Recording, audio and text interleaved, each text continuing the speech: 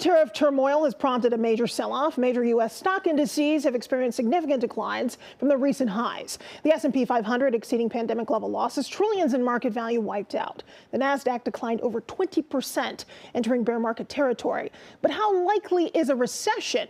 I ask OU's Dr. Michael Greiner, who says economic growth could be at risk. The U.S. economy added about 228,000 jobs in March, which was higher than what estimates were predicting.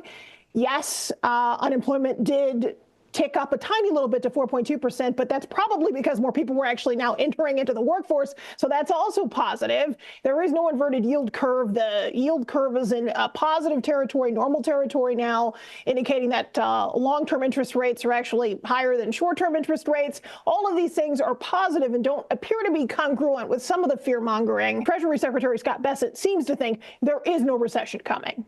Yeah. Well, he's paid to say that, obviously. That's right.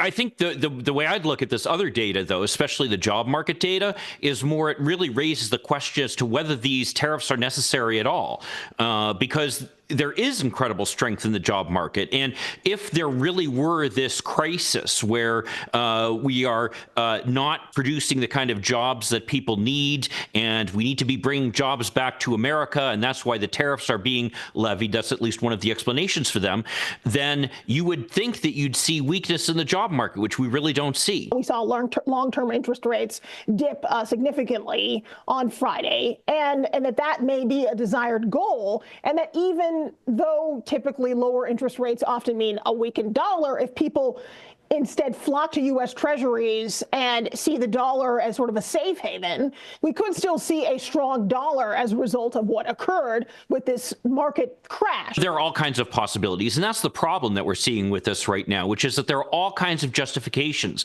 The justifications you mentioned there, I know have been speculated by some people outside the government, but even within the government, you've got various explanations as to why these tariffs are being levied that are mutually exclusive. For example, you've got, on the one hand, them saying that the tariffs are there to be able to bring back American manufacturing jobs. And if that's the case, then you'd expect that you'd have very high tariffs that would essentially make it undesirable for people to purchase things that are imported, and instead that there will be this incentive then for manufacturers to locate jobs here. Now, we can argue over whether this is a rational base or not, but that's the theory.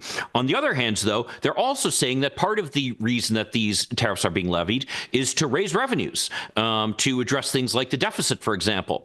But yet, if the tariffs are so high that they're essentially making it difficult for people to purchase things that are being brought in from overseas, then they actually will not bring in much revenue. There are these conflicting arguments, and that's part of what has a lot of people scratching their heads. The United States has a roughly $29 trillion GDP, and our next closest competitor, China, is just over $18 trillion, so about 35.5% smaller than us, and that there is no way to have pay parity because labor costs are just going to be higher in the United States. And China entered the World Trade Organization, so they've been able to make their supply chains integrated into basically the rest of the world.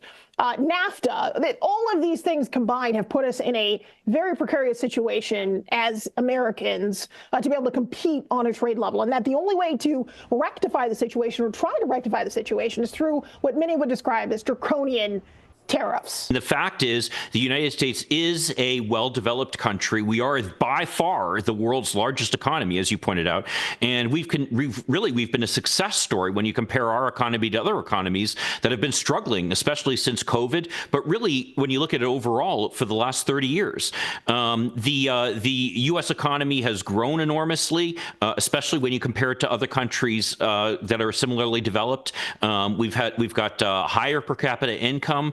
We've had higher growth in income. All the things that would point to positive aspects of our economy are strong. And what about on the retaliation front? EU officials are working in a collaborative way to come up with targeted countermeasures on up to $28 billion worth of all kinds of American imports.